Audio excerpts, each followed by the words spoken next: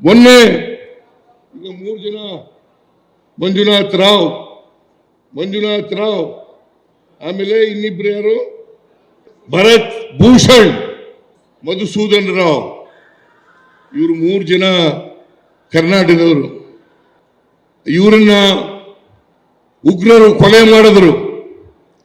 ಆ ಕೊಲೆ ಮಾಡಿದಂತ ಸಂದರ್ಭದಲ್ಲಿ ಒಬ್ಬ ಪೊಲೀಸ್ನವರು ಇರಲಿಲ್ಲ, ಅಲ್ಲಿ ಒಬ್ಬ ಇಂಡಿಯನ್ ಆರ್ಮಿಯವರು ಇರಲಿಲ್ಲ. ಇದು ಸೆಕ್ಯೂರಿಟಿ ಫೇಲ್ಯೂರ್ ಅಲ್ವಾ? ಮೊನ್ನೆ ಈಗ ಒಂದು ಕೆಲವು ವರ್ಷಗಳ ಹಿಂದೆ ಪುಲ್ವಾಮಾ ಇನ್ಸಿಡೆಂಟ್ ನಡೆದಿತ್ತು. ಅದೇ ಜಿಲ್ಲೆನಲ್ಲಿ ನಿಮ್ಮ ಇಂಟೆಲಿಜೆನ್ಸ್ ಏನ್ ಮಾಡ್ತಾ ಇತ್ತು? ಸೆಕ್ಯೂರಿಟಿ ಏನ್ ಮಾಡ್ತಾ ಇತ್ತು? ಒಬ್ಬ ಪೊಲೀಸ್ನವನಿರಲಿಲ್ಲ, ಒಬ್ಬ ಮಿಲಿಟರಿಯವನಿರಲಿಲ್ಲ. ಪಾಪ 26 ಜನ ಅಮಾಯಕರು ಪ್ರಾಣ ತೆತ್ತರು. ಇದಕ್ಕೆ ಯಾರು ಕಾರಣ? ಇದಕ್ಕೆ ಯಾರ ವಿಫಲ? ಇದಕ್ಕೆ ನರೇಂದ್ರ ಮೋದಿ ಅವರ ವಿಫಲತೆ ಅಲ್ವಾ?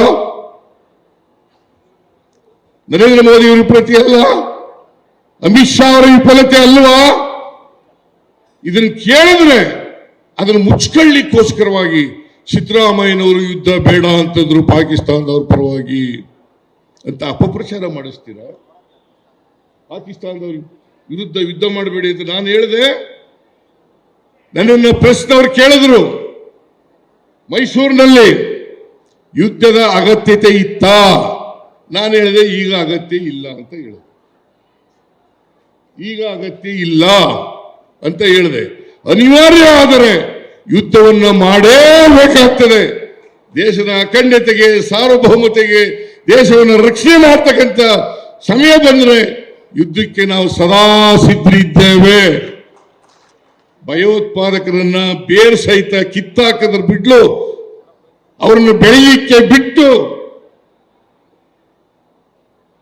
ನೀವು ಸೆಕ್ಯೂರಿಟಿಯನ್ನ, ಭದ್ರತೆಯನ್ನ ಎಲ್ರಿಗೂ ಕೊಡಲು ಬಿಟ್ಟು ಇವತ್ತು ಅದನ್ನು ಮುಚ್ಕೊಳ್ಳಿಕ್ಕೋಸ್ಕರ, ನಿಮ್ಮ ವೈಫಲ್ಯವನ್ನು ಮುಚ್ಕೊಳ್ಳಿಕ್ಕೋಸ್ಕರವಾಗಿ ನನ್ನ ಮೇಲೆ ಗೂಬೆ ಕುಳಿಸ್ತಕ್ಕಂಥ ಪ್ರಯತ್ನವನ್ನ ಬಿಜೆಪಿಯವರು ಮಾಡ್ತಾ ಇದ್ದಾರೆ.